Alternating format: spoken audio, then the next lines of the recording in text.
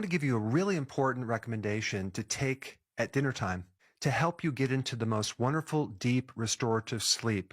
Now, for years, I've suffered with a sleep problem. It pretty much started after basic training when I was forced to wake up at 4 o'clock every morning for 3 months. And after that, somehow my body was trained. I could not sleep past 4 o'clock for many years. So I would just go to bed early.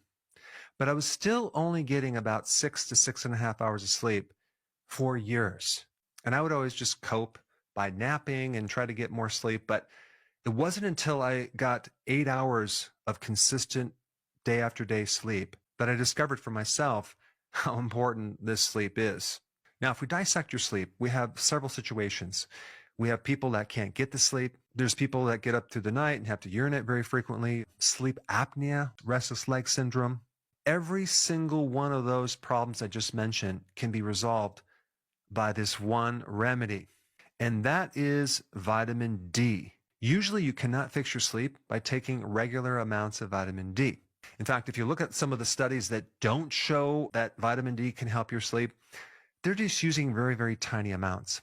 People are concerned with the toxic effect of vitamin D, but there's a way to counter that very easily. Also, vitamin D can fix a lot of problems in your gut, believe it or not to mention all the different connections with vitamin D in your immune system. Vitamin D also works with magnesium.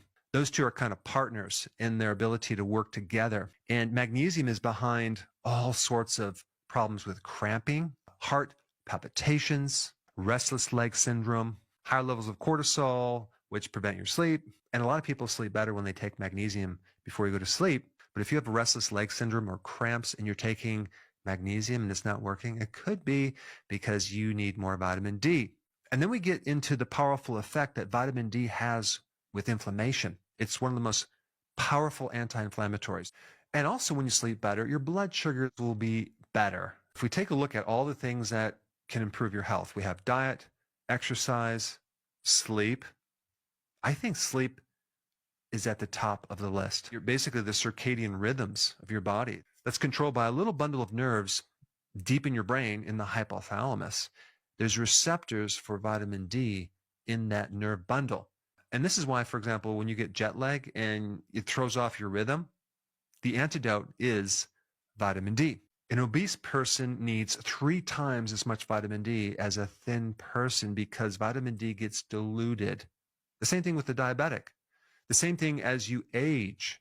Now, if you get your vitamin D tested, and you can even buy these little kits that measure your vitamin D, and I'll put a link down below of the company that I use.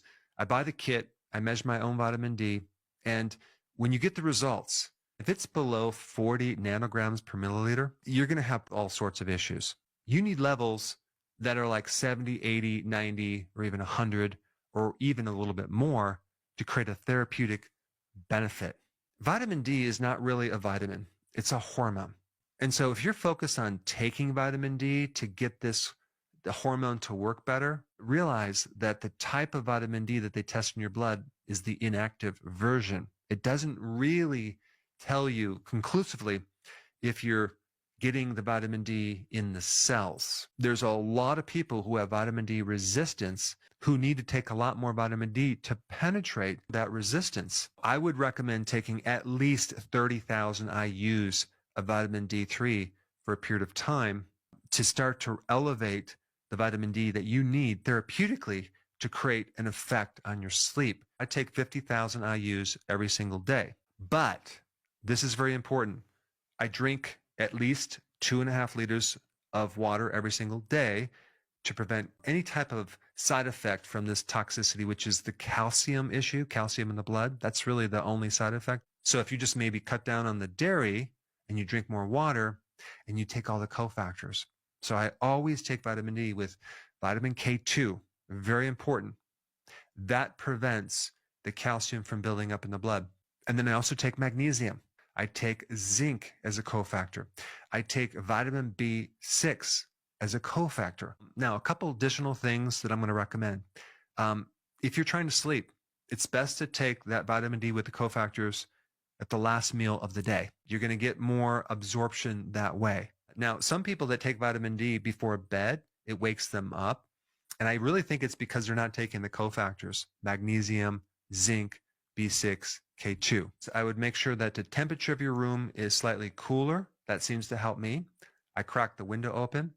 I would also make sure that about 2 hours before you go to sleep, you're not exposed to like your cell phones and bright lights. Start dimming down the room with the lights.